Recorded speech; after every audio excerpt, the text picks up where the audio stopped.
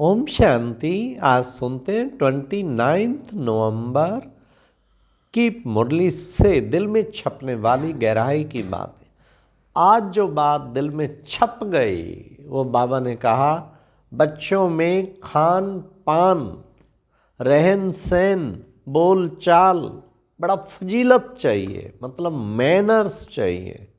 बच्चों को दैवी गुण धारण करने हैं और पता लगता है मनुष्य का रहन सहन खान पान किस लेवल पे है। वही फजीलत मीन मैनर्स, उसका बोल चाल बहुत उच्च स्थिति वाला होगा। तो आज बाबा ने कहा आसुरी अवगुणों को छोड़ना है और ईश्वरीय बुद्धि से अगर ज्ञान सुने तो बाबा ने कहा सारे संशय मिट जाएंगे। ये गहराई की बात थी। ईश्वरीय बुद्धि से अगर सुना तो संशय सब मिट जाएंगे। फिर बाबा ने आज एक और गहराई की बात बताई। बच्चे, किसी को भी तुम दुख देंगे फिर दुखी होके मरेंगे। इसलिए बच्चे सदैव याद रखो, हमारा बाप सुख देने वाला सुखदेव, हम भी सुखदेव सुखदाता के बच्चे सुखदेव हैं। तो किसको हम दुख दे ही नहीं सकते। क्यों किसी को दुख दें? क्या हम यही काम करने आए हैं? किसी को तड़फाने, किसी को दुख देने, किसी को परेशान करने? नहीं। दिन भर सबको शुभ दुआएं दे के प्रसन्न करें, परेशान न करें, प्रसन्न करें, खुशी प्रदान करें, खुशियों में आत्मा झूमती रहे, ऐसा प्रसन्न कर दें हर आत्मा को। फिर बाबा ने कितना अच्छा आज बाबा ने कहा, गहराई की बात ये कही, त्रिमूर्ति के चित्र के बिना किसको समझाना ही मुश्किल है। आज ये बाबा ने बहुत सुंदर बात कही, उस चित्र की इतनी इम्पोर्टेंस बताई। त्रिमूर्ति के चित्र को दिखाने के बिना समझाना मुश्किल। एक त्रिमूर्ति का चित्र है जिसमें सारा ज्ञान आ जाता है, कारण उसमें बाप का परिचय आ जाता, ये भी आ जाता है सब देवी देवता हैं, ब्रह्मा विष्णु शंकर, और उससे अलग है वो शिव परमात्मा, सर्वात्माओं का पिता भी आ जाता। फिर वर्षा आ जाता, फिर गीता ज्ञान ब्रह्मा के द्वारा दिया वो आ जाता। फिर हमारे सृष्टि चक्र आ जाता, विष्णु के अलंकार जो दिखाए हैं, ज्ञान चक्र गदा पदम, चक्र भी, गदा भी, पदम भी और फूल, कमल फूल भी।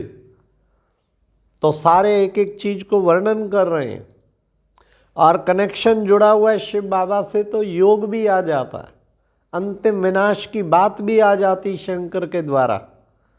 तो आप देखेंगे मेजॉरिटी ज्ञान इस त्रिमूर्ति का चित्र अगर समझा दिया तो उसमें सब कुछ धीरे धीरे सब समझ में आ जाता। आज बाबा ने कहा तुम हो ज्ञान सागर, एक बाप से निकली हुई ज्ञान गंगाएं। ज्ञान गंगा का काम ही है पतित पावनी बन के सब पतितों को पावन बनाती जा, डुबकी लगवाती जा और पतित से पावन बनाती जा। आज बाबा ने एक सबूत बता दिया कि जितना जो पावन बनेंगे वो उनकी सर्विस से पता लग जाता है कितना पतित से पावन बने हैं। तो हमारी सर्विस हमें बता देती है। बाबा ने एक बार कहा था, सर्विस है स्थिति का सबूत। जिसकी स्थिति ऊंची है तो सर्विस भी बहुत ऊंची होगी। फिर बाबा ने आज विशेष एक शिव पुराण का श्लोक सुनाया जिससे बिल्कुल सिद्ध हो जाता है कि परमात्मा शिव है और बाकी सब देवी देवता। बाबा ने कहा ब्रह्मा, देखो बच्चे गाया भी जाता है, ब्रह्मा देवताय नमः, विष्णु देवताय नमः, शंकर देवताय नमः। फिर कहते शिव परमात्माय नमः नमः। ब्रह्मा देवता को नमस्कार, विष्णु देवता को नमस्कार, शंकर देवता को नमस्कार और शिव परमात्मा को बारंबार बारंबार नमस्कार। इस तरीके से बाबा ने एक विशेष जो बताया, इससे बच्चे सिद्ध कर सकते हैं शिव परमात्मा है और ये सब देवी देवता हैं। तो आज बाबा ने विशेष ध्यान ये भी खिंचाया कि आसुरी अवगुणों को छोड़ना है, नहीं तो उच्च पद पा नहीं सकते। सोचें आसुरी अवगुण कौन से हैं? जोर से बोलना आसुरी अवगुण, खिलखिला के हंसते रहना आसुरी अवगुण, बाह्य मुक्ता आसुरी अवगुण, किसी को दुख देना आसुरी अवगुण, भयभीत होते रहना आसुरी अवगुण, दिलशकस्त होना आसुरी अवगुण, विकारी दृष्टि से देखना आसुरी अवगुण, दूसरों का डिसरिगार्ड करना आसुरी अवगुण, हर वक्त पैसे के लोभ में, खाने पीने की वस्तुओं के लोभ में रहना आसुरी अवगुण। बाबा ने आज कह दिया आसुरी अवगुणों को छोड़ना है।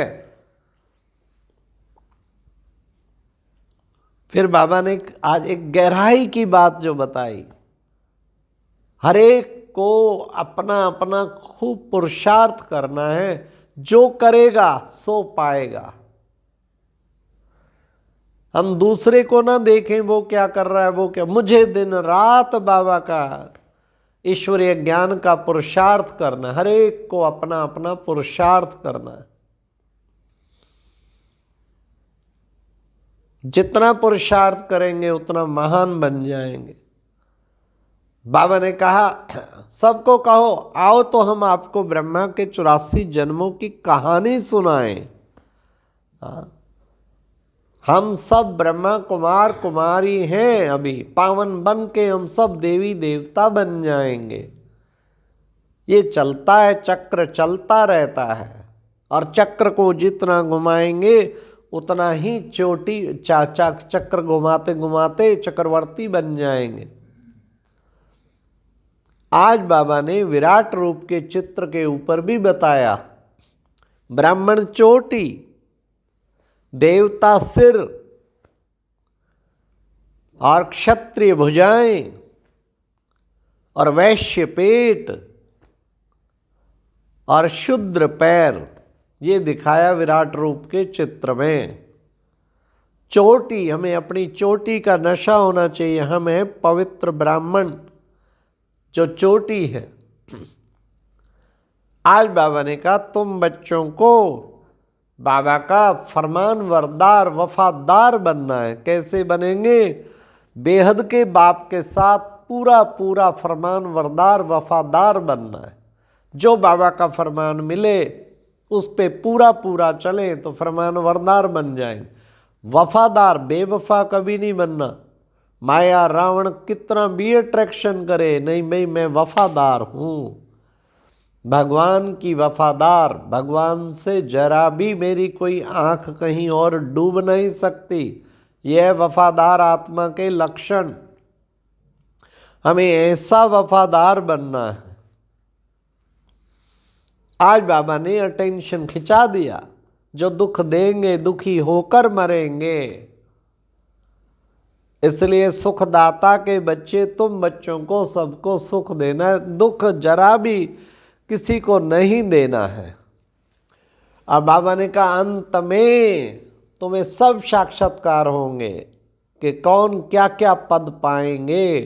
फिर बहुत पछताना पड़ेगा लेकिन कुछ कर नहीं सकेंगे। ओह प्रभु तेरी लीला, हाय हाय के सिवाय कुछ हाथ में नहीं लगना। इसलिए अभी से एड़ी का चोटी का जोर, एड़ी से चोटी का जोर लगा के खूब अच्छा पुरुषार्थ कर लेना है, नहीं तो पश्चाताप ही हाथ में होगा और कुछ नहीं होगा। आज बाबा ने कह दिया तुम्हारी माया से बहुत बड़ी युद्ध है। कहीं माया से फेल हो जाते, काम का घुसा लगता काम का घुसा लगा और ये मरा। तो बाबा ने कहा इसलिए तुम्हें प्रतिज्ञा कर, फिर पतित नहीं बनना। जब भगवान से प्रतिज्ञा कर ली फिर पतित कैसे बन सकते। तो माया के युद्ध में विजयी बनना है, माया के युद्ध में हारना नहीं है। बार बार हारने वाले फाइनल में भी हार जाएंगे। इसलिए विजय प्राप्त करके विजय माला का मणका बनना है। आज बाबा ने कहा आधा कल्प तुम बच्चे आस्तिक बनते हो और आधा कल्प तुम बच्चे नास्तिक बनते हो। ये बाबा ने कहा शांति धाम को याद करो, सुख धाम को याद करो, तो तुम ऊंचे से ऊंचा पद प्राप्त करेंगे। इसलिए बच्चों को हर वक्त ये बाबा आके तुम बच्चों को सहज राजयोग और ज्ञान की शिक्षा देते हैं। तो बच्चों को ईश्वरीय सहज ज्ञान को भी धारण करना है और राजयोग की। आज बाबा ने वरदान में कहा मालिकपन की स्मृति से शक्तियों को ऑर्डर में चलाने वाले स्वराज्य अधिकारी भव। तो हम देखें ये मालिकपन की स्मृति हो, मैं मालिक हूँ, इन सब कर्मेंद्रियों का मालिक हूँ, मन बुद्धि संस्कार का मालिक हूँ, हर चीज का मालिक हूँ। मालिक ऑर्डर करे, बाबा ने कहा हो नहीं सकता ना आए। हाँ ऑर्डर ही आधे मन से करेंगे तो फिर कैसे आएगा। हर शक्ति आपके सामने हाजिर होगी, हाजरा हजूर करेगी, हजूर में हाजिर। तो ऐसा मालिक बनना है। और लास्ट बाबा ने स्लोगन में कहा कि बच्चे त्रिकालदर्शी स्थिति में स्थित रहकर हर कर्म करो तो सफलता मिलती रहेगी। त्रिकालदर्शी, आगे पीछे की सोच के करना, इसका रिजल्ट आगे क्या है पीछे क्या है। त्रिकालदर्शी स्थिति में स्थित होकर करो तो सफलता मिलती ही रहेगी। सफलता आपके गले की माला बन जाएगी।